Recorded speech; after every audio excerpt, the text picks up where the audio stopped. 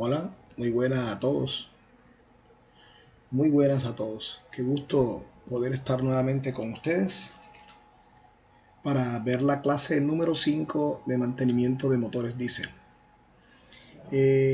Bueno, en respuesta primero que todo, antes de comenzar la clase, a algunos jóvenes que me han escrito que quieren ver ya cómo se hacen algunas reparaciones en el motor, como culata, o sentar válvula y cosas así por el estilo. Bueno, quiero decirles que ya muy pronto nos estamos acercando a esa parte. De todas maneras, es importante que sepan que el motor se basa en algunas clases de conocimientos teóricos, que es importante conocerlas para poder trabajar con ellos de la manera correcta como exigen los parámetros del fabricante. Siempre hay que tener en cuenta que hay que manejar todo tipo de reparación, fallas y averías de acuerdo a los parámetros del fabricante. Por tal motivo hay que conocer algunas cosas relacionadas con la parte teórica, como las que hemos estado viendo. Mire que hasta vimos un poquito de la física en el motor. Sin embargo, hoy vamos a entrar a las partes que corresponden al motor, lo que son las partes fijas y las partes móviles. Todo tipo de motor de combustión interna está compuesto por piezas que son fijas y piezas que son móviles, y vamos a estar estudiando este tipo de piezas, y ya en las próximas clases estaremos entrando en materia con otro tipo de conocimiento que nos van a ir llevando gradualmente a lo que ya es hacer mantenimiento en culata, en conjunto móvil o los 3/4 de motor y así por el estilo. Bueno, vamos a concentrarnos en la clase de hoy en lo que corresponde a las piezas fijas y a las piezas móviles de un motor. Vamos a hablar de los elementos fijos y vamos a hablar de un elemento principal que es el monobloc o el block del motor. Es la estructura principal del motor y en ella vamos a encontrar todos los elementos del motor. Vamos a encontrar los orificios de los cilindros, que es donde van los pistones, los orificios por donde recircula el refrigerante o el agua, orificio por donde recircula la circulación, por donde va el filtro del aceite y todos los demás componentes. Aquí está la parte de la bancada, que es donde va el cigüeñal. Todos los componentes del motor van fijos al block o al monoblock. Tenemos elementos fijos como las camisas. Las camisas son cilindros que se fabrican independientemente y se introducen en los orificios del bloque. Las hay de dos tipos, son secas y húmedas. Vamos a hablar de una de ellas, en este caso de las camisas húmedas. Si usted analiza que esta es la estructura principal del motor, un block o un monoblock, entonces observe que aquí están los orificios donde van los pistones, o en otras palabras, las camisas. Son camisas. Pero ¿por qué las llamamos húmedas? Porque estas son labradas dentro del mismo bloque. En el mismo bloque son labradas estas camisas. Allí no son reemplazables en ningún momento. Mire que estos son las ranuras por donde el refrigerante está constantemente haciendo contacto con ellas. Por estar haciendo el refrigerante contacto con ellas se llaman camisas húmedas, porque tienen contacto directo con el refrigerante o el agua que refrigera el motor. Estas no son reemplazables. Cuando se dañan, se les hace un tratamiento de rectificado, como lo tenemos aquí en esta gráfica, donde hay un instrumento de medición realizando la medición de la medida interna de la camisa. Y vamos a verlo un poquitico para que tengamos idea de cómo se hace esa rectificación en ese tipo de camisas. Si podemos observar, mire que se va realizando la medición. Luego de la medida, si no da todavía, entonces empieza a mecanizar o a gastarle a la camisa internamente con una herramienta especial. Trae unas cuchillas especiales para que dé la medida. Cuando un motor es nuevo, el motor viene con una medida estándar. a medida que va sufriendo desgaste, se puede llevar a una segunda medida que puede ser 0.25. Entonces, si ya el pistón es estándar cuando está nuevo y los anillos son estándar, pero se lleva a 0.25, ya toca reemplazar los pistones y los anillos por la medida correspondiente a 0.25. Luego se puede llevar a 0.50. Se reemplazarían los pistones y los anillos a una medida de 0.50. Luego se puede llevar a 0.75 y así sucesivamente. Pero mire que de esa forma se hace el mecanizado, se va gastando, se va midiendo hasta que da la medida correspondiente para poder introducir los anillos correspondientes allí. Se está haciendo el bruñido, que ya es la parte final para preparar y dejar listo el cilindro, que es tipo húmedo, como lo vimos en la diapositiva esta que tenemos aquí, que es directamente bañado por el refrigerante, por eso se llama camisa húmeda. Y mire el tratamiento que se le hace cuando se le va a hacer la rectificación o la reparación.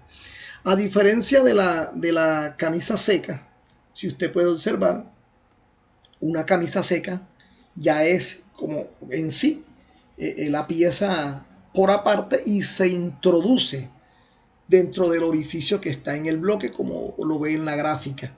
Aquí yo les voy a mostrar un poquito, de cómo hacen el trabajo para que ustedes entiendan mucho mejor cómo hacen el trabajo. Se llama seca porque esta no tiene contacto directo con el refrigerante, no tiene contacto directo con el agua. Mire dónde están los orificios del bloque. Y ya hay que hacerle unos tipos de medidas, es más cuidadoso porque tiene que también llevar unos sellos especiales, una altura, una calibración exacta para que funcione perfectamente. Una inspección, como se está haciendo en la gráfica, se está inspeccionando a ver qué condición tiene el sitio donde va a sentar a la camisa. De pronto una rajadura, una partidura, está torcido o algo así por el estilo. Entonces ahí se le mide la planitud, a ver si está torcido, para que éstas sienten de la manera correcta. La revisión del borde donde sienta la camisa. La medida, ahí está con el comparador, midiendo que sea completamente uniforme. Ahí podemos ver el borde de la camisa en la gráfica y el borde del bloque. Por si hay algún defecto, estaba haciendo la inspección porque produciría la partidura del borde exterior de la camisa. Con ese tipo de marcador se busca que no haya ningún defecto en el asiento, sino que sea perfecto el asiento, que sea completamente uniforme para no causar ninguna clase de daño o partidura, como se mostró en la gráfica.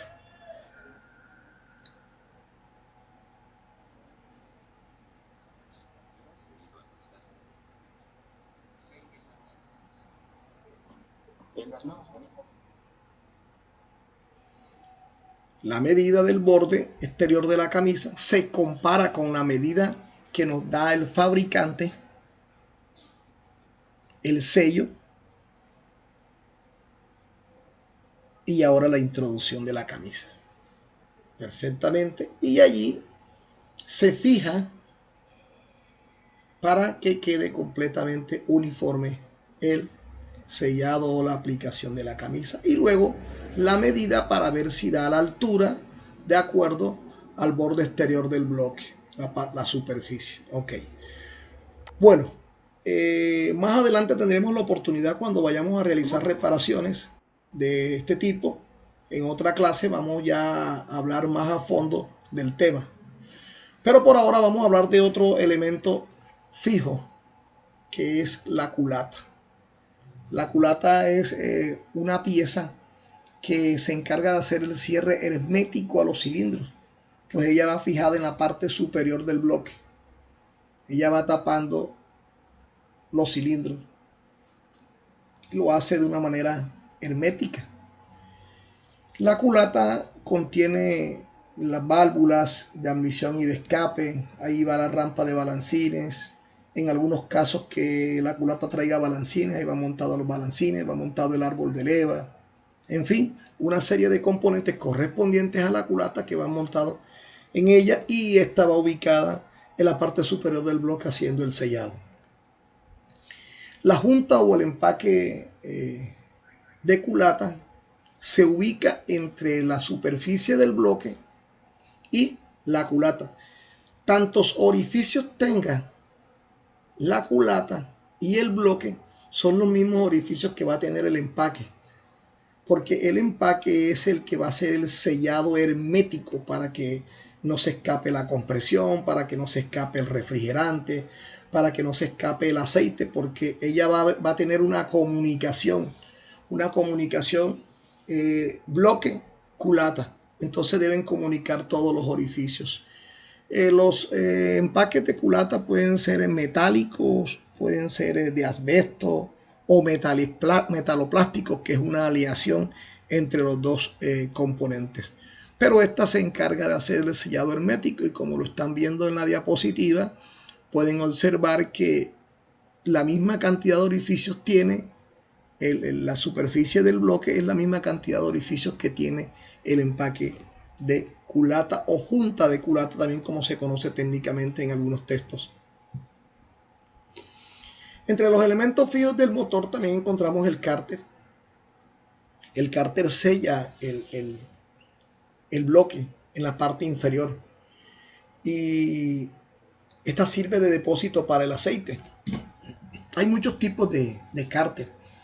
Generalmente los cárteres en motores antiguos siempre venían de latón, algunos de hierro, pero hoy día se ha avanzado mucho en esta parte, y el cárter ya está fabricado en aleaciones de aluminio y con algunas especificaciones o figuras o metales que permiten que el calor que recoge el aceite cuando va haciendo su recorrido, este puede ayudar a disiparlo.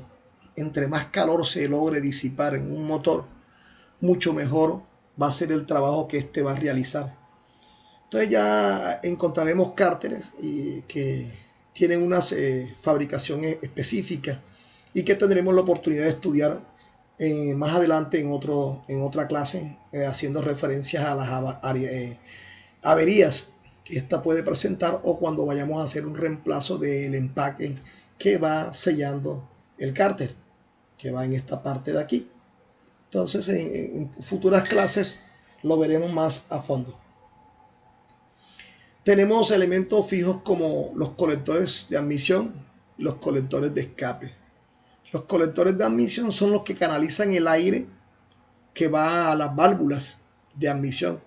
Los colectores de escape son los que canalizan los gases quemados que salen al medio ambiente por el tubo de escape. Aquí tenemos a la derecha un colector o múltiple de escape, y aquí tenemos un colector o múltiple de admisión. Aparte de los elementos fijos que estuvimos viendo, porque hay varios, ahí mencionamos los principales, le voy a mencionar también los principales elementos móviles del motor. Y los principales los encontramos especialmente en lo que es el tren alternativo, el conjunto o sistema biela-manivela, o conjunto móvil también como lo conocemos, que está conformado por pistón, biela y cigüeñal. Estos tres elementos forman el tren alternativo, o también conocido como sistema biela-manivela o conjunto móvil. Vamos a estudiarlos más a fondo, uno por uno. Ahí lo tenemos en el caso de un motor en B. Y tenemos pistón de color azul, verde, biela, y aquí en el centro, mirándolo de vista frontal, tenemos el cigüeñal. Perfectamente. Tenemos el cigüeñal, y vamos a analizar primero el pistón o émbolo. Este elemento es el que va dentro del cilindro o dentro de la camisa. Tiene un movimiento rectilíneo, un movimiento de arriba a abajo, o diríamos técnicamente del punto muerto superior al punto muerto inferior. Técnicamente se dice que el pistón es la única pared móvil que está dentro del cilindro. Pared móvil porque si está metido dentro del cilindro, él por la parte inferior él no deja escapar nada, mientras estos anillos o segmentos estén en buen estado. Si las válvulas están cerradas, no va a escapar nada. Pero cuando se produce la explosión, la fuerza de la explosión o la combustión hace que este pistón baje o descienda del punto muerto superior al punto muerto inferior. Entonces se convierte en una pared móvil. El pistón es el encargado de recibir la fuerza de la combustión y la transmite a través de la biela al cigüeñal. Se divide en dos partes, que son cabeza y falda. Aquí digamos que lo dividimos por aquí. Entonces la falda hacia abajo y la cabeza. En la cabeza encontramos 3 ranuras. En las ranuras van metidos los segmentos o anillos. Aquí está una ranurita, aquí hay otra ranurita y este es el anillo de compresión o de fuego. Este sería el rascador de aceite y este sería el de lubricación. Cada uno tiene una función específica dentro del cilindro en funcionamiento. Entonces, lo principal es que ahí tenemos lo que es el pistón y su ubicación y su funcionamiento. Biela. Mire que aquí tenemos 3 componentes a la vez. Pistón, bulón y la biela. La biela trae aquí en el pie un orificio donde entra este buje y sujeta el pistón. Y acá en la cabeza va sujetando la muñequilla del cigüeñal. Entonces aquí es importante ver que este elemento puede ser móvil en algunas ocasiones, porque en este caso, como lo tenemos aquí, él entra perfectamente libre, tanto en el pie de la biela como aquí en la superficie de los orificios del pistón, y va sujeto para que no se salga con este seguro que está aquí. O sea que él está libre tanto en la biela como en el pistón, pero en algunas ocasiones él entra a presión en la biela y queda libre en el pistón. Entonces vamos a encontrarnos con diferentes tipos de sujeción del pistón a la biela y vamos a tener la oportunidad más adelante de estudiarlo más a fondo. El bulón o pasador se encarga de unir la biela al pistón y existen diferentes tipos de montajes de bulones en el pistón. En este caso, como les estuve explicando hace un momento, algunos van fijos en la biela, en otras ocasiones va libre tanto en la biela como en el pistón y van sujetados con unos aros especiales. Pero más adelante tendremos la oportunidad de conocerlos más a fondo cuando vayamos a ver lo que son fallas y averías en este tipo de componentes. La biela está compuesta por pie, cuerpo y cabeza, o cabeza, cuerpo y pie de biela. Y esta es la que une el pistón con el cigüeñal. Ya lo vimos hace un momento en esta gráfica que está aquí. Ahí está uniendo el pistón a la biela. Y en otra gráfica vamos a ver cómo la une aquí a la muñequilla. Porque si observamos aquí en el pistón se conoce como un eje acodado.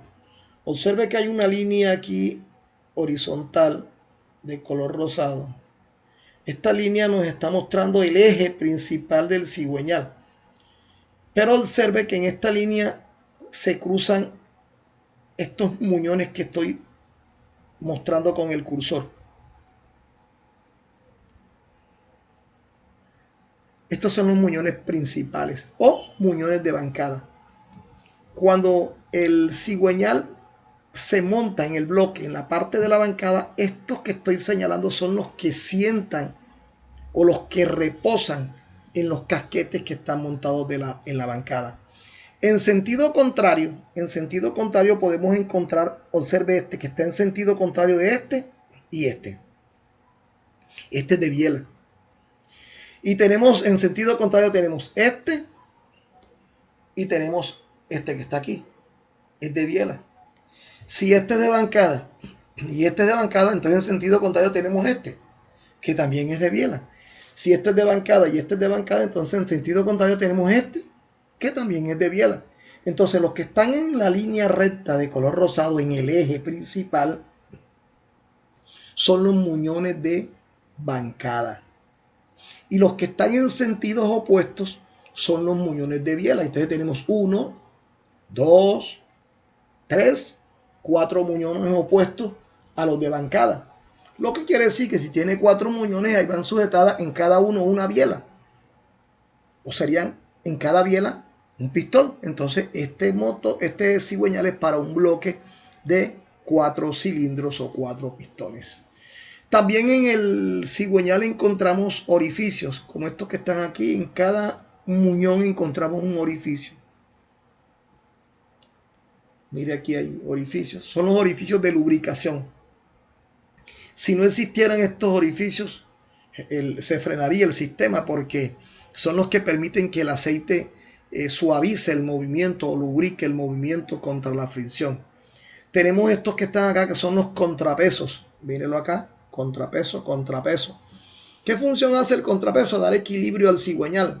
Porque si este es el centro y estos están fuera del centro, hay un desequilibrio. Pero miren que en sentido contrario al muñón que está desequilibrado, tenemos un contrapeso para darle equilibrio. Y así sucesivamente, cada muñón que está en sentido contrario al eje principal tiene un contrapeso para darle equilibrio y el giro sea completamente uniforme. Imagínense, si no existieran los contrapesos en un cigüeñal, esto podría causar el rompimiento de este. La avería completa, no habría un buen funcionamiento. Entonces se necesita de que el cigüeñal tenga sus contrapesos. Tenemos acá en la parte trasera este plato que es conocido como brida. Aquí es donde va montado el volante de inercia. Y enfrente tenemos el extremo del eje frontal donde va montado el sistema de distribución del motor, correa o cadena de distribución, y en la punta más afuera va montado el damper, que ya tendremos la oportunidad de analizarlos más adelante. Por ejemplo, aquí ponemos este aquí y ponemos este acá. Lo ubicamos. Esta es la parte de la brida, la que les señalé hace un momento, que sería esta. Aquí el cigüeñal está en posición vertical y aquí la gráfica podemos ver cada uno de los orificios que corresponde a la brida también, para que tenga su sujeción aquí con sus respectivos pernos aquí. Entonces el volante de inercia va sujeto a la brida con sus respectivos pernos aquí. ¿Qué función cumple el volante de inercia? Ya habíamos explicado en una clase que cada que un pistón baja, como esta rueda es pesada, ella acumula la energía que se produjo en ese pistón. La acumula en el momento en que el pistón baja y la libera para que el pistón que está abajo pueda subir de una forma rápida y uniforme. Entonces, el volante de inercia acumula la energía de la fuerza de combustión para que los pistones que están abajo puedan subir. Y acá tenemos el damper, que va en la parte frontal del cigüeñal. Damper es el encargado de absorber las vibraciones del cigüeñal. Ya lo veré más adelante, lo tendremos más adelante. Hablaremos un poquitico más del damper. Y también tendremos la oportunidad de hablar un poquito más del volante de inercia, porque en el volante de inercia va sujeto también lo que es el sistema de embrague. El sistema de embrague. Bueno, teniendo eso como base, vamos a pasar a ver algo que es importante en el cigüeñal, que dependiendo del número de cilindros también varía el ángulo entre el muñón de biela y el siguiente muñón. Como por ejemplo, si usted mira de frente, vamos a buscar una vista frontal aquí. Si usted mira de frente el cigüeñal, usted mira que aquí hay un muñón de biela. Pero mire el otro muñón de biela. ¿A qué diferencia está? Si usted hace la circunferencia acá, en el frente, este muñón está a una diferencia de 180 grados del otro. Y así sucesivamente. Entre más pistones o más bielas hay en el sistema, se van acercando mucho más. Porque tienen que quedar más cerca, como en el caso de este que es en B. Y ahí podemos ver que ya no están a 180 grados, sino que aquí está una, aquí está otra más cerca, aquí está la otra más cerca. Pero eso también lo podemos determinar. ¿Cómo lo podemos determinar? Sencillamente, 720 grados son las dos vueltas que se da en un motor de 4 tiempos. Da 2 vueltas. Cada vuelta son 360 grados. 720 grados son los 2 giros del cigüeñal. Entonces se divide 720 grados entre el número de cilindros. Si el motor es de 4 cilindros, entonces dividimos 720 entre 4 y nos da la distancia entre muñón de biela y muñón de biela. En este caso serían 180 grados. Si es de 6 cilindros, dividimos 720 entre 6 cilindros y el número de grados se va acortando mucho más entre más cilindros haya, porque van quedando mucho más cerca, como en el caso de esta gráfica que tenemos acá, ya de un motor de 6 cilindros. Ya no va a ser de 180 grados, sino que se va reduciendo el espacio en grados. Bien, teniendo entonces en cuenta eso, que es importante saberlo, pasamos nuevamente al volante de inercia, que les dije que íbamos a hablar un poco más acerca de esta pieza, que es la encargada de acumular la energía. Recuerde que el nombre correcto de ella es volante de inercia. Volante de inercia. Y recuerda que inercia es la propiedad que tiene todo cuerpo en movimiento de volver a su estado de reposo. Entonces, este volante acumula la energía de la fuerza de la combustión para que los pistones que estén abajo vuelvan a subir. Aquí en este caso también el volante de inercia lleva montado lo que es el sistema de embrague y también lleva montada esta corona que está aquí, esta corona dentada, que es donde engrana el motor de arranque. ¿Ya? En el momento que el motor arranque engrana, hace que el cigüeñal gire. Cuando se da la primera combustión, el motor queda funcionando y el motor de arranque se retira y él queda completamente solo. Entonces eso es lo que corresponde al volante de inercia. El embrague también va montado en esta parte frontal, lógicamente del otro lado. Ya tendremos la oportunidad de analizarlo más a fondo en otra clase que tendremos más adelante. Y en lo correspondiente al damper, ¿cómo así que el damper absorbe las vibraciones del motor? Bueno, cada que hay una explosión, se forma algo que se llama fuerza de trepidación vertical. En teoría, cada que hay una explosión, imagínense que el cigüeñal, vamos a volvernos un poquitico aquí. Imagínense que aquí va a haber una explosión, hay una explosión. La explosión obliga al pistón que baje bruscamente.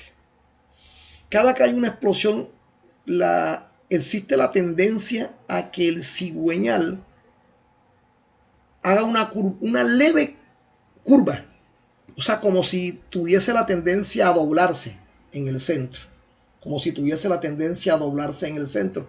Claro que esos son en micras, muy pequeños, cada que hay una explosión. Y producen vibraciones, porque se llama fuerza de trepidación vertical. Entonces este volante, como va en el extremo frontal, ahí van sujetadas las correas que mueven los componentes como alternador o motor del aire acondicionado y así sucesivamente. Entonces él hace la función porque aquí son dos poleas metálicas. Aquí la parte blanca es una polea, que es la polea externa, y hacia adentro es la polea interna, que lleva los pernos para sujetarlo al extremo frontal del cigüeñal. Pero aquí, entre estos dos extremos, podemos ver que hay una banda de caucho vulcanizado, aquí, en esta parte aquí. O sea, las dos poleas van separadas la una de la otra por un caucho vulcanizado. Cuando se daña, porque ya el caucho se cristaliza, el caucho vulcanizado se cristaliza, se separa esta polea de esta y hay que reemplazarla o mandarla a vulcanizar nuevamente. Yo en una ocasión tuve la oportunidad de ver algo, porque a veces las personas hacen trabajos que sorprenden la manera como los hacen.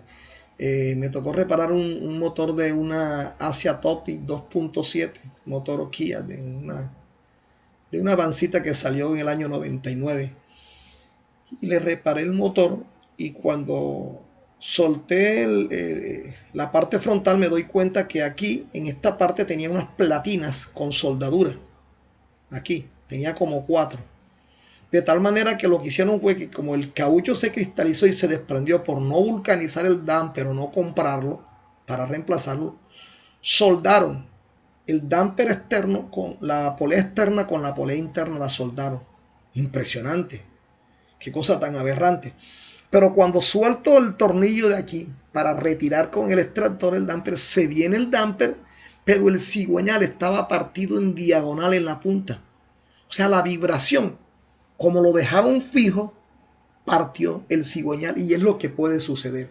Si nosotros hacemos eso, como él se encarga de absorber las vibraciones del cigüeñal, entonces al no tener la banda elástica, lo que va a suceder es que la vibración la va a recibir directamente el cigüeñal y puede llegar a romperlo, como en el caso que tuve la oportunidad de conocer, y en cualquier situación va a ser lo que va a suceder, porque él se encarga de absorber las vibraciones del motor.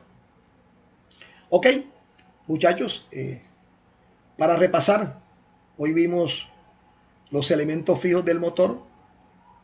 Vimos algunos, lógicamente, porque hay muchos, pero vimos los principales, que es lo que me interesa que conozcan los principales. Ya a medida que vamos entrando en práctica, vamos a conocer el resto de elementos.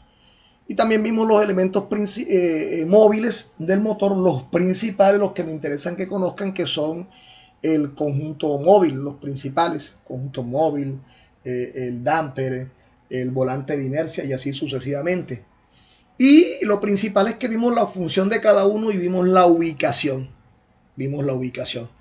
Entonces espero hayan sacado el máximo provecho y no se desesperen, que ya muy pronto estaremos entrando en práctica. Ya estamos conociendo las partes principales. En la próxima clase estaremos viendo el ciclo real y el ciclo teórico de los motores. Vamos a conocer unos detalles importantísimos que tienen que ver con esto. Fue un placer haber estado con ustedes. En la próxima clase veremos otros detalles importantes de mantenimiento de motores diésel. Que pasen un feliz día.